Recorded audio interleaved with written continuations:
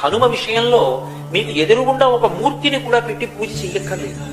భయం వేసింది అనుకోండి, ఎప్పుడైనా ఒక చీపురు పుల్ల తీసి మీకు ఎదురుగుండా రాయి కనపడితే రాయో ఏదో ఒకటి తీసి ఇసుకలోనో నేల మీదో అది పడిందా లేదా ముద్ర కూడా సంబంధం లేదు, హనుమ అని రాసి నమస్కారం చేసి నిలబడితే చాలు, ఉపద్రవం నుంచి గట్టెక్కుతారు అని చెప్తుంది శాస్త్రం. అందుకే హనుమ అత్యద్భుతమైనటువంటి రీతిలో కనపడేటటువంటి సుందరకాండకి ఇప్పటికీ పెద్దలు ఒక మాట చెప్తారు.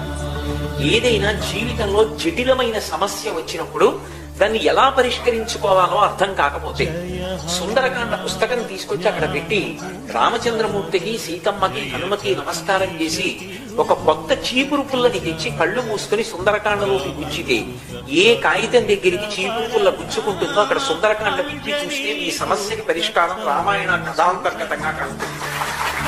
ఇది నేను స్వతంత్రించి మాట్లాడుతూ